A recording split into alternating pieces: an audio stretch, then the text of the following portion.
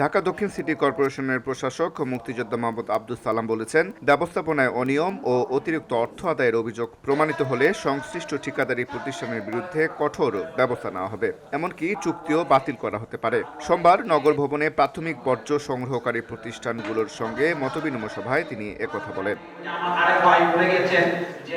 তিনি জানান, বিভিন্ন এলাকা থেকে বাসাবাড়ি ও ফ্ল্যাট থেকে নির্ধারিত ১০০ টাকার বেশি এবং দোকানপাট থেকে ৩০ টাকার অতিরিক্ত অর্থ আদায়ের অভিযোগ পাওয়া যাচ্ছে। পাশাপাশি অনেক ক্ষেত্রে নির্ধারিত রসিদ ব্যবহার করা হচ্ছে না এবং প্রতিদিনের ময়লা প্রতিদিন অপসারণ না করায় নগরবাসী ভোগান্তিতে পড়েছেন।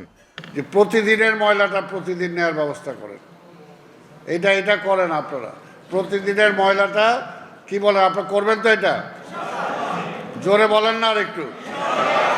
প্রতিদিনের ময়লাটা প্রতিদিন নেন, প্রতিদিনের ময়লাটা প্রতিদিন নেন। আর আপনাদের যে সমস্ত সুযোগ সুবিধাগুলো দেওয়ার কথা সেগুলো আমি বলে দিলাম, আমাদের চিফ সেগুলো দেখবে।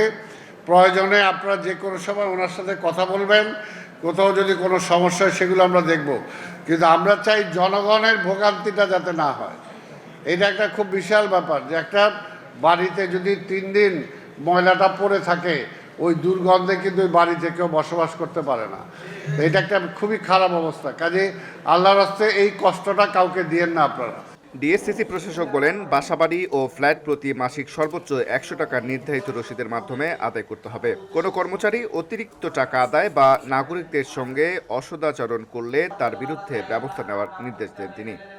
এলাকার প্রতি বাসা বাড়ি ফ্ল্যাট কিন্তু ফ্ল্যাট হতে মাসিক সর্বোচ্চ টাকা ১০০ টাকা হারে বিভিন্ন দোকান থেকে ৩০ টাকা হারে প্রবাস স্প্রে প্রতিষ্ঠানের রসিদের মাধ্যমে সেবা মূল্য গ্রহণ করিতে হইবে। অতিরিক্ত কোনো সেবা মূল্য গ্রহণ করা যাইবে না। একটা পুরা বিল্ডিং যদি মনে কর পুরা বিল্ডিংয়ে ১০০ টাকা দিবে, সেটা হবে না।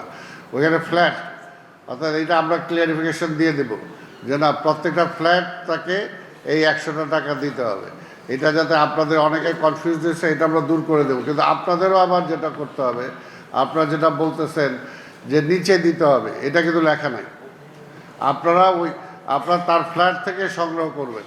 এরপরে তিনি আরো বলেন, আসন্ন ঈদুল আজহা উপলক্ষে কোরবানির বর্জ্য দ্রুত অপসারণে অতিরিক্ত জনবল ও যানবাহন প্রস্তুত রাখার নির্দেশ দিয়ে তিনি বলেন, কোরবানির 3 দিন কোনো কর্মচারী ছুটিতে থাকতে পারবেন না। প্রধানমন্ত্রীর নির্দেশ অনুযায়ী 8 ঘন্টার মধ্যে কোরবানির বর্জ্য অপসারণে সবাইকে সমন্বিতভাবে কাজ করতে হবে।